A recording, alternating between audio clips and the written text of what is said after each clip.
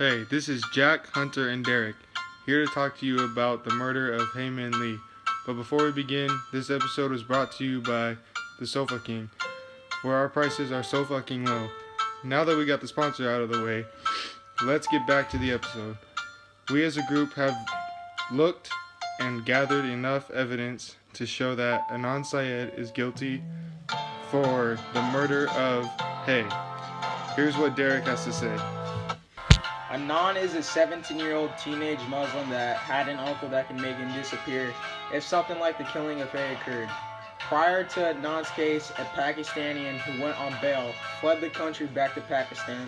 That's why the state didn't give Anand bail. First thing Anand does is give Jay the car and his cell phone earlier in the day. And later Anand arrives at Jay's house and goes to the Westview Mall, and Anand tells Jay, quote, "I'm gonna kill that bitch," unquote. Also on the call logs, there was an outgoing call from Anand's cell phone at 3:32 p.m. to Nisha for 2 minutes and 22 seconds.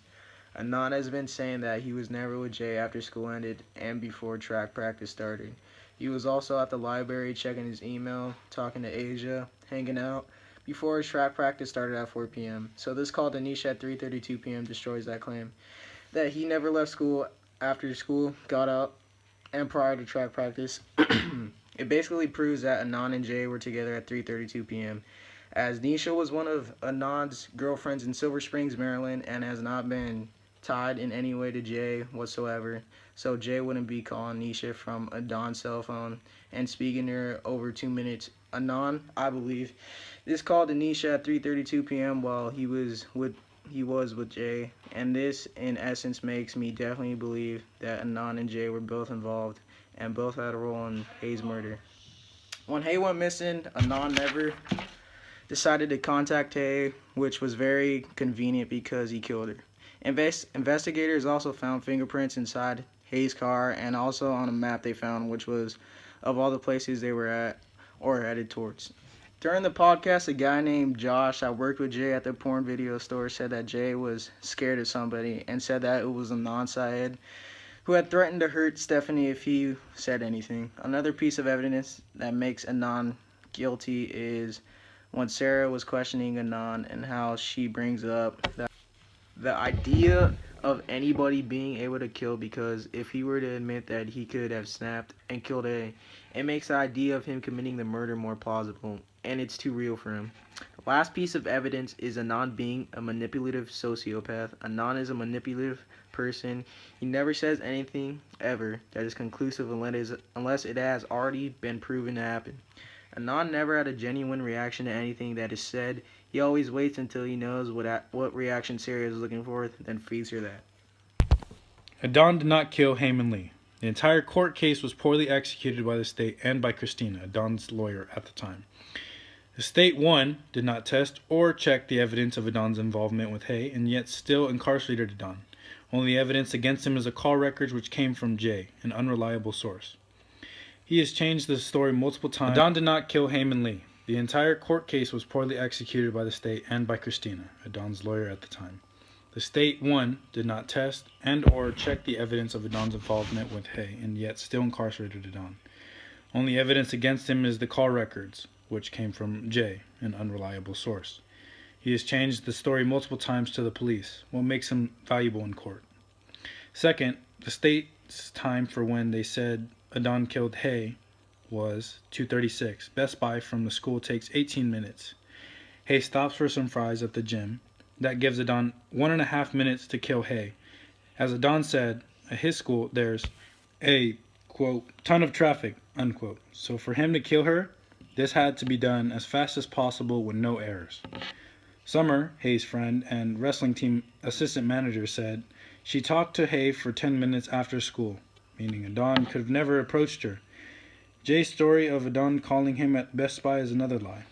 Anand's friend said, quote, "There's no phones at the Best Buy. I went there all the time," unquote. What made Jay so valuable in court? He changed the story multiple times, lied to the cops of what happened and where things happened. Why did the cops give him a free lawyer and no jail time? Even Don, Hay's boyfriend, the prosecutor chewed him out for quote, not making Anand sound creepy.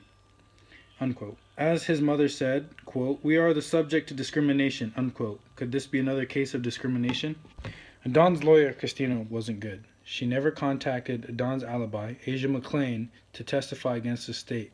Christina had a habit of yelling at Jay and taking a long time to get to her point. People would lose interest and zone out.